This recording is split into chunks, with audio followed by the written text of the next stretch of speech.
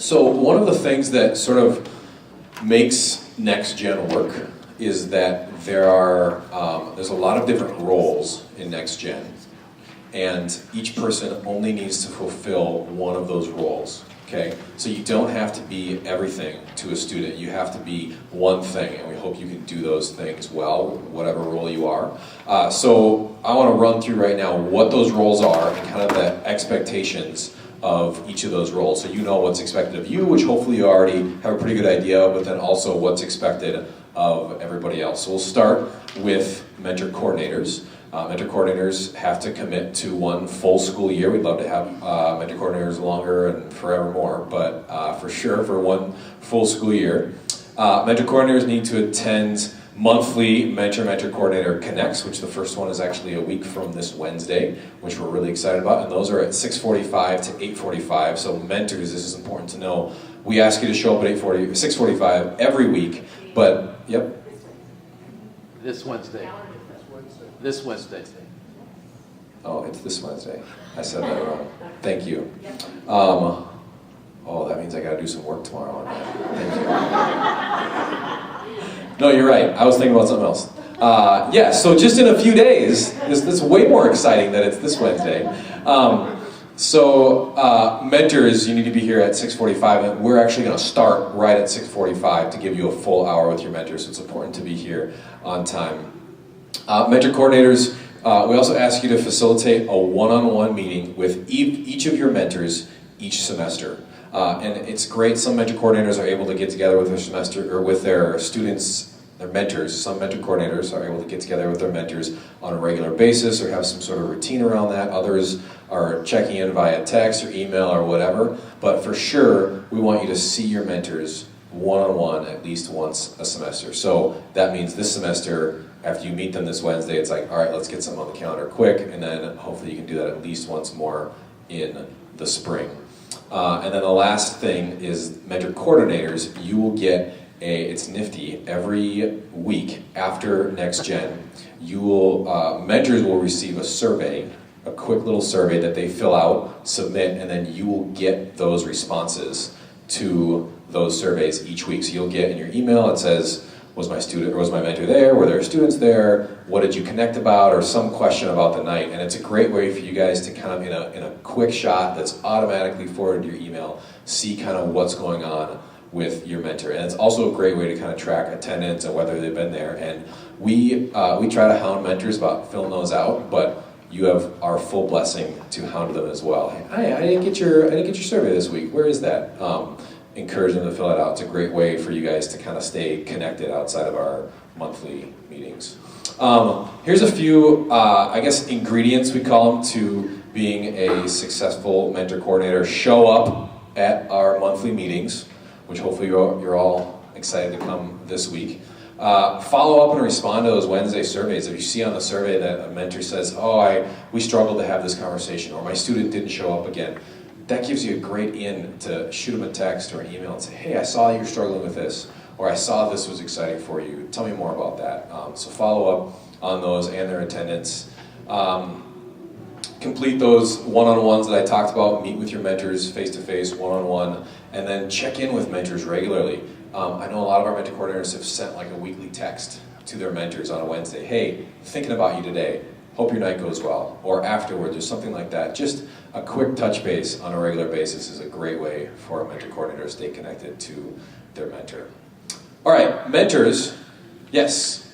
Is the routine to come to this room on Wednesday night that we meet?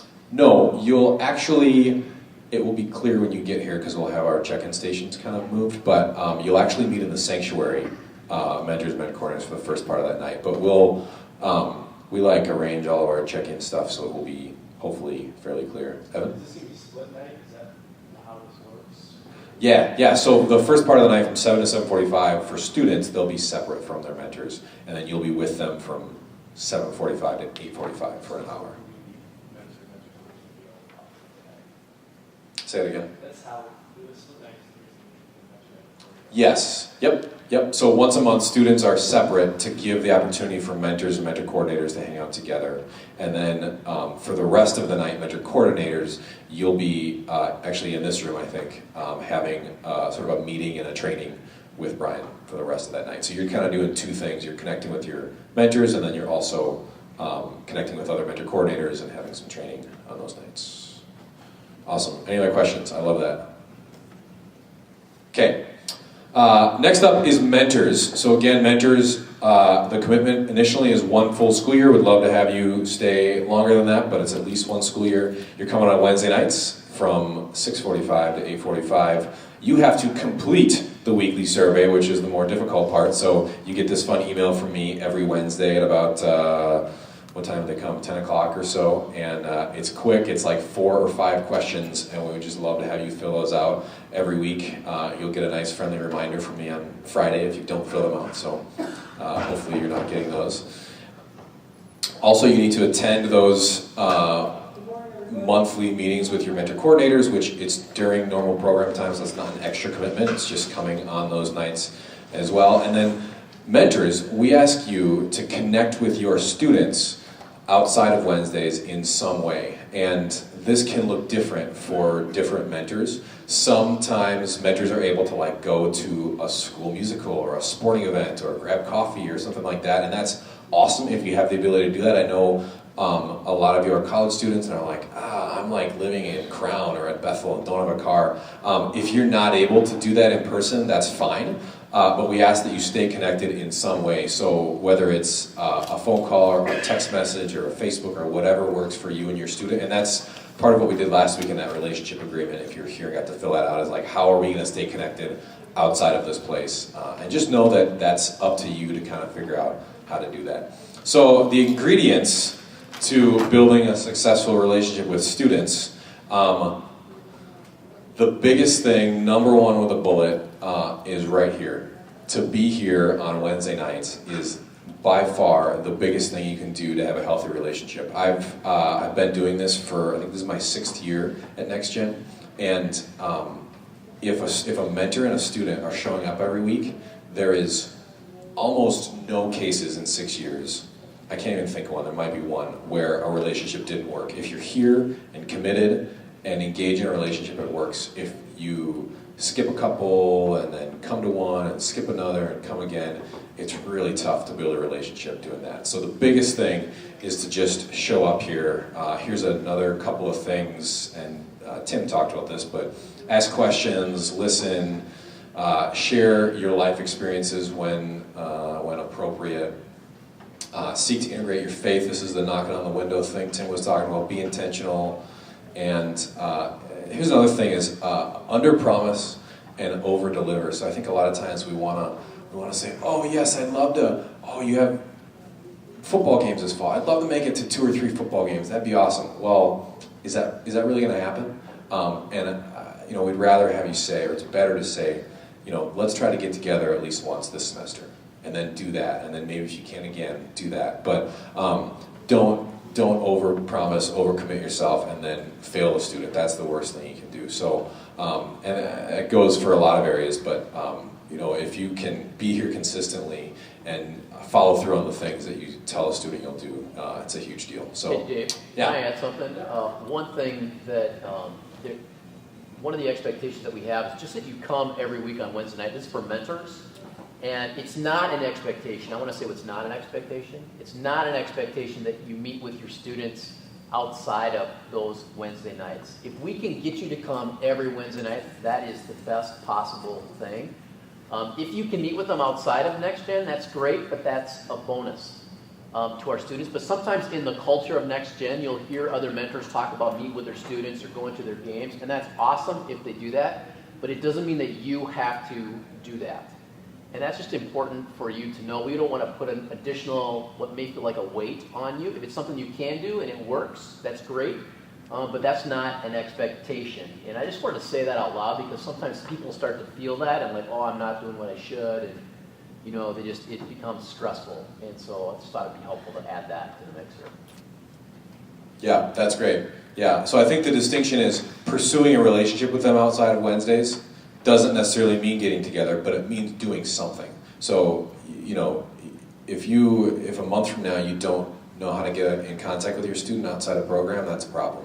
You should know a Facebook account, an email address, a phone number, some way to get a hold of them and have some sort of interaction with them. Cool, thanks, Brian. All right, let's move on here. We're gonna go a little quicker through these. For students, it's pretty simple. We ask students to commit to a mentoring relationship for a full year. Every student that you're matched with has filled out a registration form, and in doing that, check the box that says, I'm in for a mentoring relationship. I'm going to show up, I'm going to engage in that. So we ask students to do that, and then just like you guys, we ask students to show up every week. And obviously we can't like make them show up, and students have other commitments just like you do, but again, it's important for students to be here every week as well. So that's it for students. For us as a staff, we have a role in this as well, the 5 of us. First thing is to kind of support and maintain this entire like mentoring structure. So I'm talking about all these roles and how everybody gets matched and all that whole deal. It's our job to like make that all work, which means doing all the matching and helping maintain all that stuff. That didn't make sense. I'm going to move on. We also lead our Wednesday night learning and service environment. So we're the ones that are up here leading games, doing talks, putting together small group questions, all that stuff. We're the ones that put together all that stuff on Wednesday nights. We equip you as volunteers, which is what today is all about. Do you all feel equipped? Yeah. Yes, love it. At least 2 of you. And in other ways throughout the year as well, we want to equip you. We also want to be a resource to mentors, mentor coordinators, parents. If a student's going through something, if you're going through something, if you're not sure how to handle the situation, come to us. We want to be a resource to you. We want to help you. One of us has probably gone through something like that before, and we can kind of help navigate whatever situation you're in. And then sometimes issues arise that are something bigger than you can handle, and we're the go-to on that, and we'll be talking about that later this afternoon as well. The final role I want to just go through quick before we have lunch together is parents. And we ask parents to just to support this whole structure we do. So it's getting their students here, encouraging them to engage, and just supporting everything we do here at NextGen. And also just for them to know that we're partnering with them, that we're not trying to do something different than what parents are doing or pit students against parents in any way. We want to partner with them. And I think sometimes mentors can get in situations where their student kind of paints the parent as the bad guy, and they're in a situation they feel like they're fighting against the parent. We want to do what we can not to do that. So if you find yourself in a situation like that, bring it up to your mentor coordinator. Try to figure out how we can be on the same side as parents, partnering with them. We also ask parents to volunteer in some capacity in NextGen. I know some of our mentor coordinators are parents, so you're fulfilling that as you sit here volunteering. And then also, we ask parents, this is a key point, especially for mentors, we ask parents when they have a question about their student or NextGen or the program, we ask parents for their first point of contact to be mentor coordinators, not mentors. So if a parent ever comes to you as a mentor, sometimes if they're just checking in or whatever, that's fine, but if a parent were to come to a mentor and say, oh, well, Johnny is struggling with this, or I'd really like if you talk to him about this, that's really not an appropriate thing for a parent to be coming straight to you about. That's something we would ask a parent to go to a mentor coordinator about, and then for you guys as mentor coordinators to kind of judge if that's a valid request or how to pass that on to the mentor. So there's sort of a buffer between our parents and our mentors, so hopefully that's helpful. All right, I feel like I've been talking a lot, but I have 2 more quick points, and I promise we're gonna eat. Yes. Was there a parent night coming up too? Yes, yes.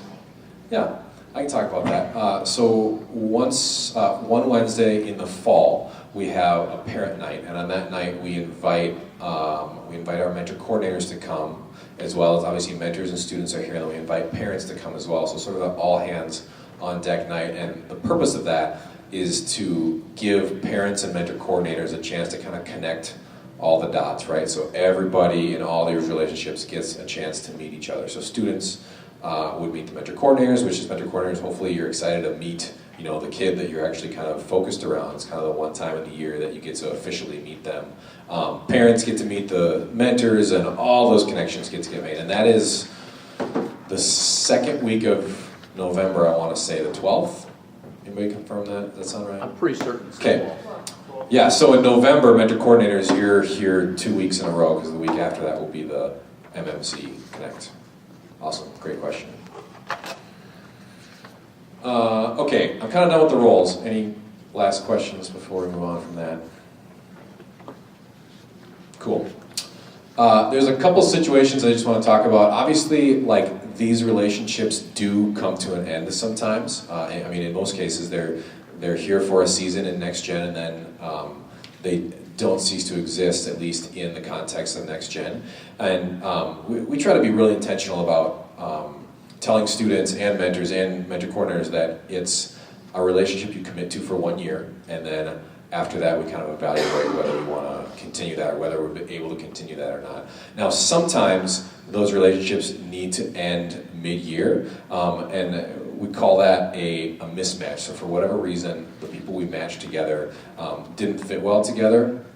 And this could be a mentor-student or a mentor-mentor coordinator, either way. And the best thing I can say about that is that these are very rare, and our staff would deal with all of these on a case-by-case basis. So if there was a situation where you just feel like the match you're in is not great, you don't think it's going to work, that's something you could just come straight to us about, and we would handle all those on a case-by-case basis. And it has happened very rarely, so hopefully you don't find yourself in that boat. Ending relationships at the end of the year, a lot of times, or most of the time, this is when these relationships will end. And what we do is we have mentors, you'll fill out a final survey at the end of the year that asks a lot of stuff about Next Gen, but then I'll ask, hey, are you coming back next year? Are you in again next year? And students would also fill out a survey that says, hey, are you coming back? Do you want to be with the same mentor? And then based on those, we would determine whether a match is going to stay together the next year, and then we will help facilitate a closing conversation that can be a variety of different things. Maybe it's hey, we had a great year, but I'm a student, I'm moving away next year. Or maybe a student is graduating, or maybe you're staying together, but you're just not going to be connected over a summer. But either way, at the end of the year, we want to have intentional conversations between mentors and students that clarify the future of that relationship so that students don't feel let down at the end of that. And there's also this, there's kind of a culture in Next Gen that it'd be great to have a mentor that stuck with me for all 4 years or 6 years, which is, I think it's true, I think that's a high value, but we also believe that spending 1 year with a quality mentor can be a really quality experience, and that's why we set our expectation at 1 year. So just know that if that's you and you have to leave after 1 year, we think that's valuable. We want to help you be able to kind of end that well with your student. Dang, I keep thinking I'm done, and then there's like one more thing.